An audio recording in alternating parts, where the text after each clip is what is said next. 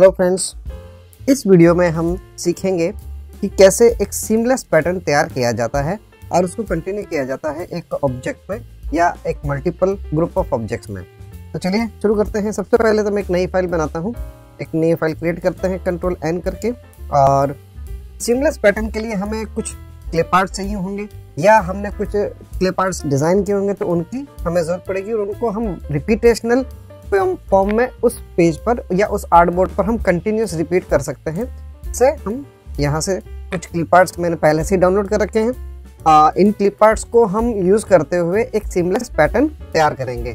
तो let's say मैं यहाँ से कुछ सेलेक्ट कर लेता हूँ क्लिप्स को, लीव्स वगैरह को, जैसे ये सेलेक्ट किया, कॉपी पेस्ट कर लेता हूँ एक नई फाइल में, कंट्रोल C कंट्रोल V।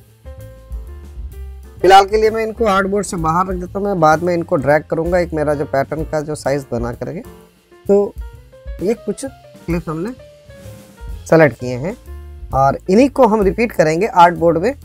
और आर्टबोर्ड का साइज हम चेंज करेंगे। यहाँ से आर्टबोर्ड टूल बॉक्स पर जाएंगे और इसको हम चेंज कर देंगे। इस आर्टबोर्ड की साइज को हम यहाँ से भी चेंज कर सकते हैं। विड्थ एंड हाइट मिलीमीटर में जो दिखा रहा है यहाँ पे विड्थ की 210, इसको मैं कर देता हूँ 100 mm। हाइट भी मैं इसको कर देता हूँ 100 mm। और सेम यहाँ पर मैं इसके अरेंज करूँगा। जो जो फ्लावर्स या जो भी क्लिप मुझे रिपीट करने हैं सीमलेस पैटर्न में यूज़ करने हैं उनको मैं यहाँ, तो जैसे एक यहाँ रख देता हूँ। लेफ्ट साइड थोड़ा साइज छोटा कर देते हैं। इस तरह से हम रिसाइज करते हुए लेफ्ट साइड और बॉटम जो भी हमने क्लिप लिए हैं उनको अरेंज करेंगे। जैसे मैं यहाँ इसको यहाँ रख देता हूँ और नेक्स्ट इसको यहाँ रख देते हैं, या इसको मैं सेंटर में यहाँ पे डिफाइन कर देता हूँ, यहाँ रख देता हूँ पोजीशन दे। कंट्रोल ब्रैकेट्स की हेल्प से हम कोई भी ऑब्जेक्ट का सीक्वेंस चेंज करेंगे। और ये जो क्लिप आर्ट है इसको मैं सेंटर में कहीं पर भी प्लेस कर देता हूँ, इसके लिए कोई ज़रूरी नहीं है। हमें ये ध्यान रखना है कि रिपीट पैटर्न कहाँ से हो रहा है, कैसे हो रहा है, लेफ्ट साइड बॉटम साइड या लेफ्ट साइड टॉप साइड या फिर right side top side, right side bottom side. इनमें से कोई भी दो साइड जो कंटिन्यूस रिपीटेशन के लिए आप सेट करना चाहें वो आप सेट कर सकते हैं। मैंने इस आर्टबोर्ड में लिया है लेफ्ट पैनल की तरफ, हमने इसको अलाइन किया है कुछ ऑब्जेक्ट्स को, कुछ क्लिप्स को, और एक बॉटम की तरफ मैंने एडजस्ट किया है। देखिए यहाँ मैं इसको सेंटर में रख लेता हूँ। इसके अलावा जो भी क्लिप्स हमने यूज किए हैं वो यहाँ ऐसे एडजस्ट कर देते हैं। तो जब हम रिपीट कर रहे हो राइट की या लेफ्ट की लाइन को, तो ये ध्यान रखना होगा कि ओवरलैप ना हो किसी दूसरे ऑब्जेक्ट पे जो हमने सेंटर में रखे हुए हैं। तो कुछ इस तरह से इनका अरेंजमेंट करेंगे ऑब्जेक्ट्स का इस आर्टबोर्ड में, रोटेट करते हुए या रिसाइज करते हुए। ये मैं कुछ इस तरह से थोड़ा इसको रोटेट कर लेते हैं।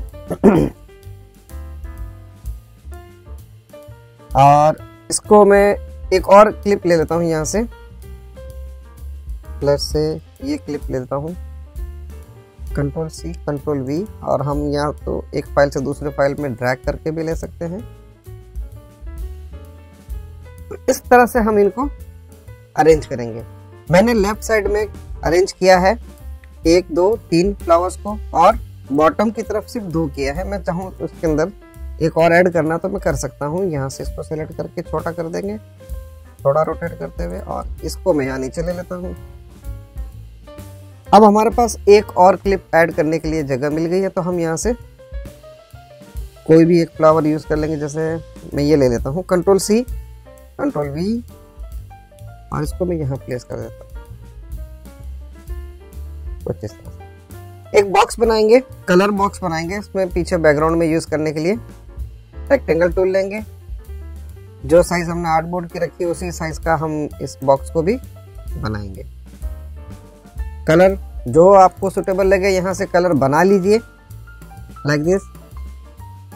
तो सपोज कीजिए मैंने ये कलर चूज किया है, तो मैंने एक कलर बनाया, इसको हम कंट्रोल शिफ्ट ब्रैकेट की हेल्प से अरेंज करेंगे बैक साइड में। तो अब आप देखिए कि आर्ट बोर्ड पे हमें क्या दिखाई दे रहा है, ये बैकग्राउंड के साथ में कुछ क्लिप्स जो अरेंज किए वो दिखाई दे रही है। इस तरह से हम एडजस्ट करेंगे। ये एडजस्ट करने के बाद में इनको हम लेफ्ट को राइट की तरफ रिपीट करेंगे, राइट और बॉटम को टॉप की तरफ रिपीट करेंगे कॉपी करते हुए। इसके एग्जैक्ट साइज जो रेक्टेंगल है आर्टबोर्ड में इक्वल साइज नहीं दिखा रहा हो तो हम यहाँ से रीसाइज कर सकते हैं 100 बाई 100 mm। अलाइन करेंगे इस ऑब्जेक्ट को आर्टबोर्ड के अकॉर्डिंग अलाइन करेंगे, हॉरिजॉन्टल वर्टिकल सेंटर इक्वली ऐसे हम अलाइन कर देंगे। अब हम कॉपी करेंगे ये लाइन को रिपीट करने के लिए यहाँ पे। तो हमें मालूम है कि इसको हमें एग्जैक्ट इसकी राइट अलाइन में पेस्ट करना है। तो control C and control F से फ्रंट में पेस्ट हो जाएगा ये यहीं पे। एंड देन हम इसको ट्रांसफॉर्म करेंगे, ऑब्जेक्ट ट्रांसफॉर्म मूव। तो 100 mm पर हमने ये रखना है। तो हॉरिजॉन्टल हम इसको करेंगे 100 mm, वर्टिकल 0 रखेंगे, ये भी 0 कर देंगे वर्टिकल। तो ये फ्लावर की जो लाइन हमने जो एडजस्ट की क्लिप आर्ट में, ये एग्जैक्ट उस पोजीशन पर रिपीट हो जाएगी हॉरिजॉन्टली। ओके, नेक्स्ट हम जो बॉटम में जो हमने लाइन ऐड की है, कुछ क्लिप्स ऐड किए, इनको कॉपी करते हुए control F means paste in front, then object transform and move. Control shift M इसका शॉर्टकट। आप देखिए ये 100 mm पे हो रहा है क्योंकि ये हॉरिजॉन्टल वैल्यू प्रीवियस में जो दिए वो दिखा रहा है। इसको हम चेंज करेंगे, 0 करेंगे, वर्टिकल हम देंगे 100।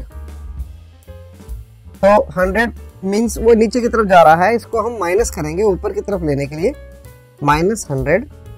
प्रीव्यू ऑन है, ये हमें दिखा देगा इसकी पोजीशन।